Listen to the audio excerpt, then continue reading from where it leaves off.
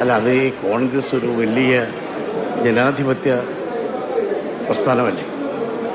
സ്വാഭാവികമായി എല്ലാ തലത്തിൽപ്പെട്ട ആളുകളുമായി ആശയവിനിമയം നടത്തി ജനമനസ്സ് തിരിച്ചറിഞ്ഞ് ഉചിതമായ തീരുമാനമെടുക്കുക എന്നുള്ളൊരു സതുദ്ദേശത്തോടു കൂടിയാണ്.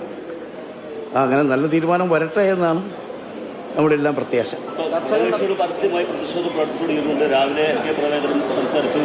വൈകിട്ട് ഷിബു ബേബി ജോൺ പറഞ്ഞത് നാട്ടുഭാഷയിൽ പറയാൻ അറിയാത്തതുകൊണ്ടല്ല, പക്ഷേ തൽക്കാലം നാളെ കാണ്ടല്ലോ എന്ന് വിചാരിച്ച് ഉണ്ടായി എന്നാണ് പറഞ്ഞത്. ലീഗും വലിയ അസംതൃപ്തിയിലാണ്. ഘടേഷൻ തന്നെ പരസ്യമായി പ്രതിഷേധിച്ചുകൊണ്ടിരിക്കുകയാണ്.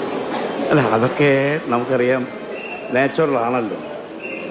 എത്രയും പെട്ടെന്നൊരു ഗവൺമെൻറ് വരിക, തെരഞ്ഞെടുപ്പ് വാഗ്ദാനങ്ങൾ നടപ്പിലാക്കി മുന്നോട്ട് പോവുക, അത് എല്ലാവരുടെയും താല്പര്യമാണ്.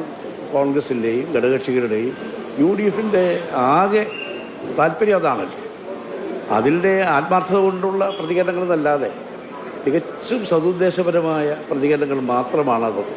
അതൊന്നും നല്ലതിനുള്ള പ്രതികരണം നല്ല രീതിയിൽ മുന്നോട്ട് പോട്ടെ. ഏതായാലും കോൺഗ്രസ് നേതൃത്വം ഉചിതമായ തീരുമാനം എടുക്കട്ടെ എന്ന്. വലിയ വിജയത്തിന്റെ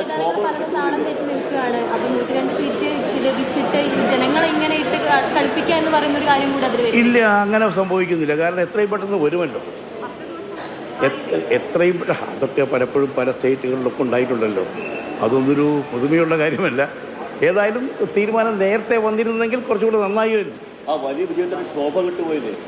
ശോഭ അങ്ങനെയല്ല. ചെറിയൊരു പ്രയാസം ആളുകൾക്കുണ്ട്, ജനങ്ങൾക്ക് നല്ല പ്രയാസമുണ്ട്, അതൊരു വസ്തുതയാണ്. പക്ഷേ ഗവൺമെൻറ് ഫോം ചെയ്ത് അതിൻ്റേതായ രീതിയിലുള്ള നല്ല പ്രവർത്തനങ്ങളുമായി മുന്നോട്ട് പോകുമ്പോൾ അതെല്ലാം എന്തെല്ലാം പ്രയാസങ്ങൾ വന്നിട്ടുണ്ടെങ്കിലും അതൊക്കെ പരിഹാരമായി ജനമനസ്സറിഞ്ഞുള്ള നല്ല രീതിയിൽ മുന്നോട്ട് പോകുമെന്നാണ് എല്ലാവരും പ്രതീക്ഷിക്കുന്നത്, എല്ലാവരും വിശ്വസിക്കുന്നത്.